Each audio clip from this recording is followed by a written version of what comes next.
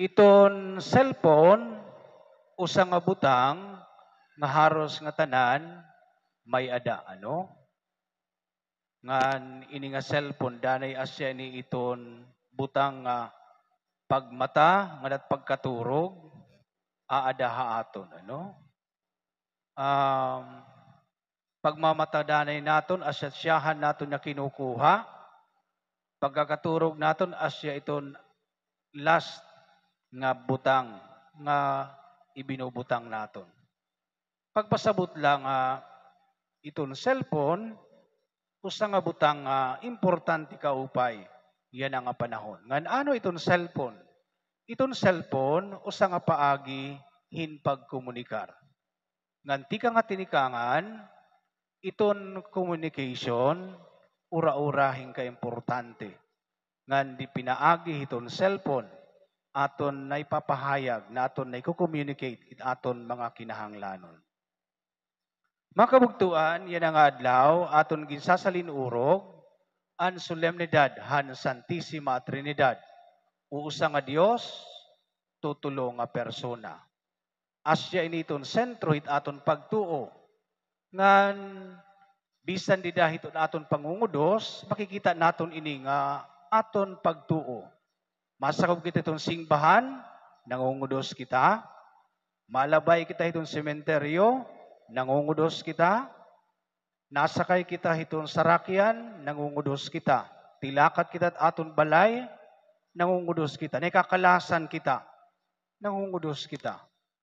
Pagpasabutla nga iton Santissima Trinidad. Ito aton pagtuo. Diyan uusa nga Dios, dan tutulong nga persona, sentro kaupay, dida hiton aton kinabuhi. Danay asya init aton ginbubuhat, siyahan at aton pagmamata, ngan among liwat ini danay, iton aton ginbubuhat, san o kita kumaturog.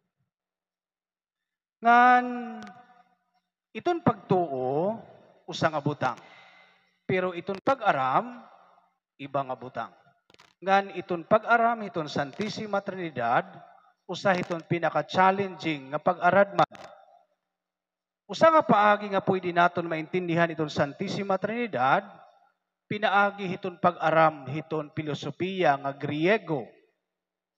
Nga mag-aaram kita iton substance, mag-aaram kita iton person, mag-aaram kita hin procession nga damo nga mga terminologies, na angay naton pag-adman, mas maintindihan pa naton iton Santissima Trinidad. Kinahanglan, mag-aram kita uusa nga klaseng filosofiya para maintindihan naton. Pero, dako iton nga trabahoon. Ngan medyo limitado nga ni nga pag-intindi iton Santissima Trinidad. Ngan iton aton ibanghelyo na, nagpapahayag hin iba nga kamatuuran, di gadiya iba. Pero kakaiba nga pwede naton maadman iton Santissima Trinidad, pinaagi hiton santos nga surat. Ngan ano ini nga buruhaton hiton Dios nga igin papahayag hiton aton ibanghelyo na. Iton Dios nagko-communicate. Iton Dios nagpapadayag. Ngan ini nga pagpadayag, igin padayag niya nga daan iya anak, nga nan Espiritu Santo, magsusumatliwat, magtutudduha aton, hini nga ginpadayag han aton Ginoo Hesukristo. Kung kukulawan naton dinatundaan niya ginsaaran, anamay nagpadayag han iya kalugaringon. Nga nan iya pagpadayag, siyahan iya ginpadayagan iya kalugaringon, pinaagin paghimuahan kalibutan. Ang Diyos, nag-communicate hiya, pinaagihan paghimua han kalibutan. Ikaduha, ang Ginoo nagpadayag, pinaagihin mga panhinabo hakalibutan. Sanglit para iton mga Hudiyo, ang paggawara haira, tikang han paginuripon, ha ihepto, ngan igin kadto hira, han ira promised land, usa ini nga pagpadayag han Ginoo. Makikita naton bisan didahan paagi han pagpaiwas han Dios, nga matugutan ang mga Hudiyo didto Ehipto. Nagkamay-ada mga sakit, nagkamay-ada mga panhinabo. Igin pakita ang pagpadayag han Dios, pinaagi ni sanglit, pinaagi hin mga panhinabo. Dida hakasaysayan, iton kalibutan, iton Dios nagpapadayag. Kung iton Dios liwat, nagpapadayag hin mga inop, ngan may nunundom kita kan Joseph the Dreamer. Nga didandaan niya ginsaaran, asya ini usaliwat nga paagi para maintindihan naton, makilala naton iton Dios. Pero diliwat iton daan niya ginsaaran, ang Dios nagpadayag pinaagi han ira covenant, didahan ira ginsaaran.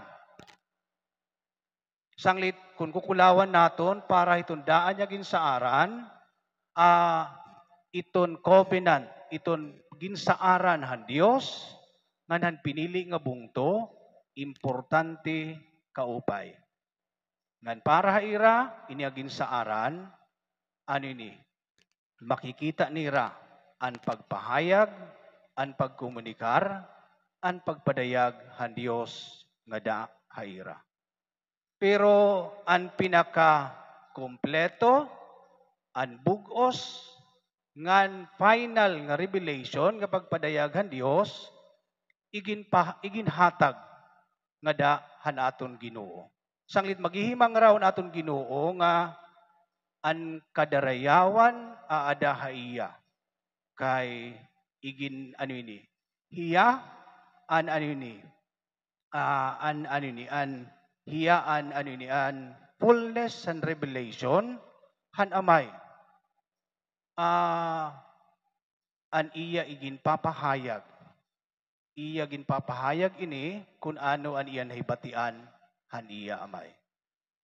Sanglit iton gin padayag an igin pakilala, an igin sumat han Dios, aton nga tanan naibatian, dida hanyakan han aton Ginoo Jesucristo. Ngan iton Espiritu Santo, sumalan aton Ebanghelyo, diri magahatag hinbag-o nga panudduan. Lugod, iton Espiritu Santo magtutuddo aton nga maintindihan naton anigin padayag ni Jesucristo nga aton Ginoo.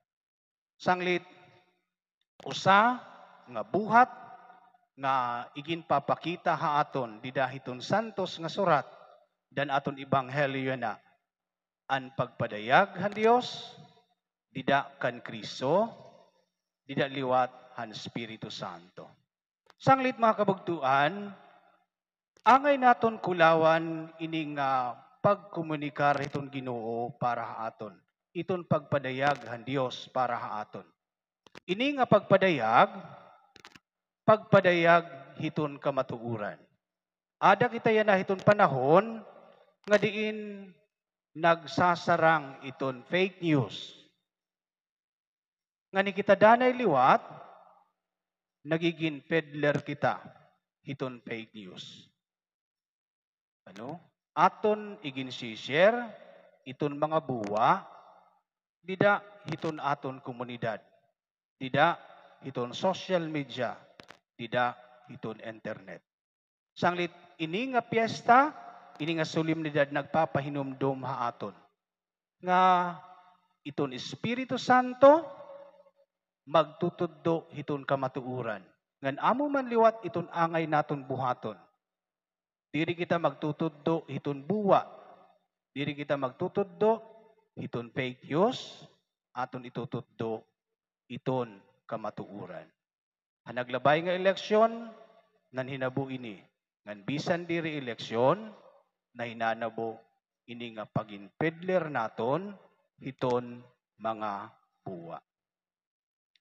Ikaduha, usa nga ngay naton kulawan, diri kita pwede maghimo-himo hiton gituddo sa Dios. Kay nga tanan igin padayag, makikita naton dida hiton santos nga surat, igin padayag, dida hiton aton Ginoo Jesucristo.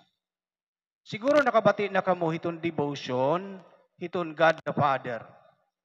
Iton devotion, hiton God the Father, tama.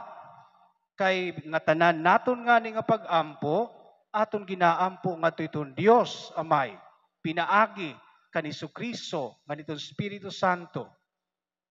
Pero ginpapahinumdum kita nga pagkamayada imahin hiton Dios Amay waray. Kay kung aton kukulawan di dayton santos nga surat, waray kalibutanon nga pagpadayag han aton Dios Amay. Waray kalibutanon nga porma nga iginpadayag han Amay. Aton ginbubuhat, ginlalagas naton hi Kristo. Asya ini iton aton Dios Amay. Pero kung kukulawan naton, waray pagpadayag han Dios Amay, hin kalibutanon nga porma. Ano? Sanglit, tama iton pagkamayada debosyon, hiton God the Father. Pero pagkamayada imahin, hiton God the Father, angay naton kulawan, angay naton intindihan, ngan aton Amay, waray pagpadayag hinsugad nga porma. Manikatulo, ini nga pagpadayaghan Dios, aton makikita ini didahini nga cross. An pagpadayag ni Kristo, igin pakita niya, han iya pagigugma haaton. Higita nga tanan, kung may naton cellphone, nagasto kita. Nagasto kita itong load, para itong pantawag, pag-text, nagasto kita para itong aton data, nagasto kita para aton wifi. Danay nga ni, bisan waray nala, naton makaon, basta may naton load itong aton cellphone. Nagsasakripisyo kita. Ngan makikita naton ini, mas maintindihan naton ini nga, amo, mas ura-ura panganit aton Ginoo. Igin sakripisyo niyan iya kalugaringon nga anak para hinpagpadayag nga niha aton. Ini nga gugma nga igin pakita haaton. Sanglit didahini nga pagsalinurog naton iton Santissima Trinidad. Nagpapahinumdum ini iton gugma liwat iton Dios.